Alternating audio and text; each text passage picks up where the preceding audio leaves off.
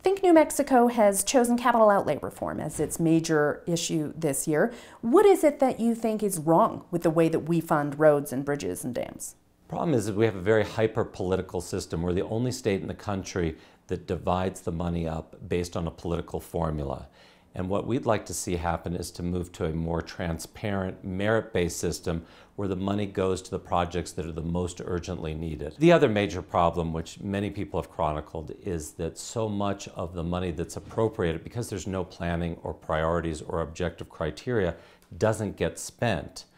And that's really tragic in a state that's 50th of 50 states in job growth. So you have a solution that you're pitching right now to lawmakers here in Santa Fe. How did you come up with this? We looked at all 50 states, Gwyneth, and the interesting thing is the best model was built right here in New Mexico when the legislature reformed how we spent money on public school construction. And they decided to drain the politics out of it and to create an independent council accountable to the legislature and the governor to vet projects and to create a plan. And so they've prioritized the most deficient school buildings, there's 850 of them in New Mexico, to the least deficient, and they've funded them in that order. And it's been remarkably effective. When they began, about 70% of our public schools were deficient in some way. They've whittled that down in half to about 35%. You mentioned accountability, but if members of this council are appointed, then people can't vote to get rid of them if they don't like what they're doing. So wouldn't a council actually be less accountable to the voters? No. The public elects the governor, they elect their legislators. Those are the people that would appoint the members to the council, and we're looking at a council of experts made up of people like architects, engineers, builders, people who really understand this and don't have a political agenda. We want to talk to you about capital outlay. What do you think about the way we do this now? Really, in my mind, the system is broken. There are so many problems with the system, and that is clearly reflective in the huge balances that are outstanding, approaching $1 billion of unspent capital outlay dollars. Can you give me an example of one way that you think this system is broken? Well, yeah, an example would be the Paseo del Volcan road that we are trying to basically extend from Unser to where it's completed all the way to I-40. And this is a very important project. It will be a huge job creator, is really needed. And several legislators, me and others, have banded together, and we've been putting money towards this project a little bit at a time, whatever we can, and we've made progress on it. But this is such a huge regional need that the small amounts that we get as legislators really just don't go very far. So how would this system work ideally to fund a project like that? It would be important to be able to make regional priorities and pool resources together so that we could put more dollars towards critical infrastructure projects. Paseo del Volcan is a great example of how this would help, but also Paseo del Norte flyover that we just had is a good example of how capital outlay really should work, with the city and the county and the state and the federal government all banding together to get the real dollars you need to make a difference. All senators and representatives get a pot of money to spend on capital outlay projects in their districts or around the state. How have you spent yours over the past few years?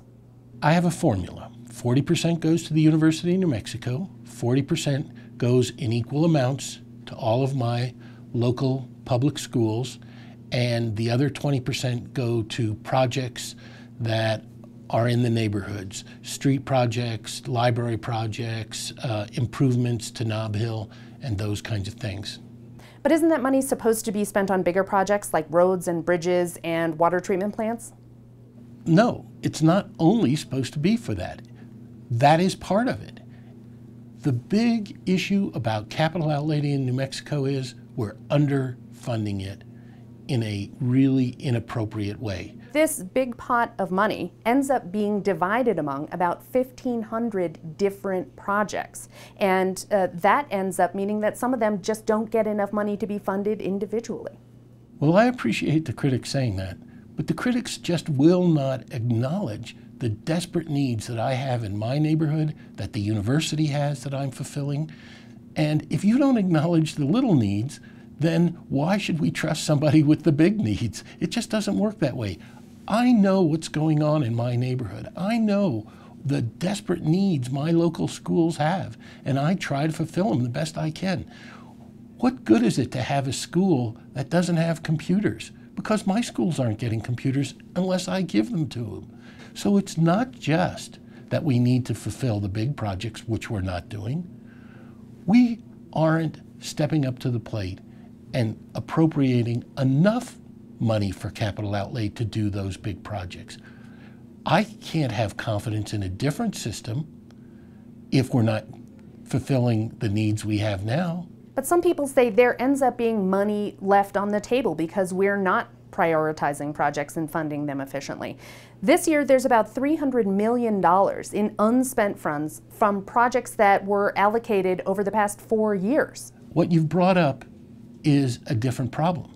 If the money's not being spent, certainly there ought to be some more dramatic oversight. If it's not spent when it was promised to be spent, then take that money away. Maybe that money really wasn't needed like it should have been. Maybe the local schools, maybe the local water projects can't spend that money like they told the legislator they could.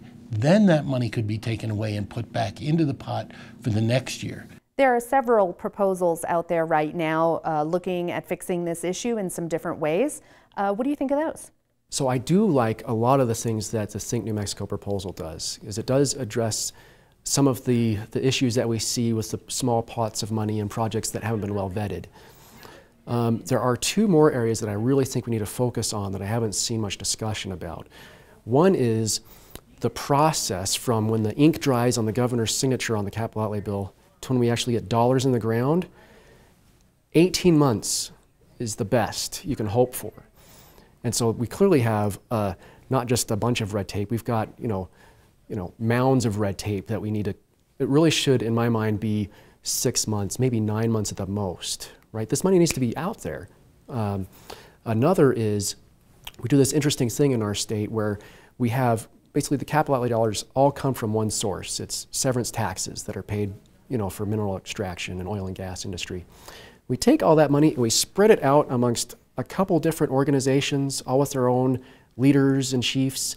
And then if you're an acequia and you want to get money to buy a well, or to drill a well, you can't just go to one source and get all the money you need because they don't have that money. So you end up having to learn and file applications at 3 or 4 different sources.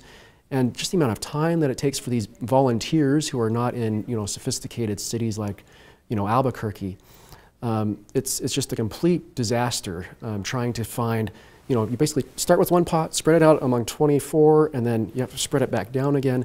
So I really think it would be helpful to have a single source where one can go fill out an application that goes to all different organizations, or we compile it all in one. But really the process, I think, needs a lot of help. So there are critics who say that this capital outlay money ends up being pure political pork. Is that a fair criticism? Sometimes I'll bet it is. And that's why I'm scrupulous about making sure that every one of my 18 different public schools get exact amount. Because I had a daughter going through, and I didn't want anybody to think that I was spending more money on my daughter's grade school than all the other grade schools. But that's not the issue to me. The issue is, if you don't like the way the legislature is spending the money, then get rid of that legislator. That's the problem. If he's not representing his local constituents, then get rid of him. Well, actually, the problem is that people aren't very able to figure out where this money went because the list of projects that got funding is kept totally secret. Would you support some of the bills that are out there right now that would force transparency on these projects? Absolutely. In fact, I started the legislature in the House. Every penny of capital outlay was put in a bill that was public information. And so my constituents know when the winnowing in and winnowing out process happened, who got winnowed in and who got winnowed out. And so they were able to judge what I was doing. The idea that it's done in secret is absolutely abhorrent to the way it should be done. Given all of that, do you think reform is possible this session?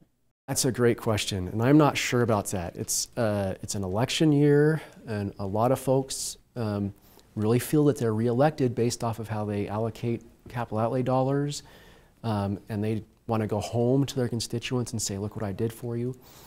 So I really think that's a challenge. And also we have to be careful how we do reform this system, because it is the legislature that really has appropriation authority. We don't want to hand this over to, hand that authority over. But at the same time, we need to be doing this a lot better. We need to be really thinking and being wise stewards over the taxpayer dollars.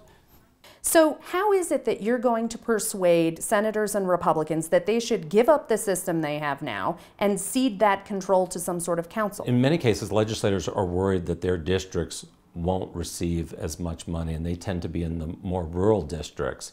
And as we point out to those rural legislators, when you move to a merit-based system, the money's going to flow to where the projects are most needed, and that's rural New Mexico. Many people agree with you that this system is broken. The governor mentioned capital outlay reform in her State of the State speech. The Albuquerque Journal and other newspapers have endorsed reform ideas. There must be obstacles in between you and passing these reforms. What are they? I think the biggest obstacle, Gwyneth, is just trying to find common ground between the legislative branch and the executive branch. Both of them want to control this system. Our bill is very even-handed, and they would both be involved in the process and have to work collaboratively. And I would say that's probably the #1 obstacle.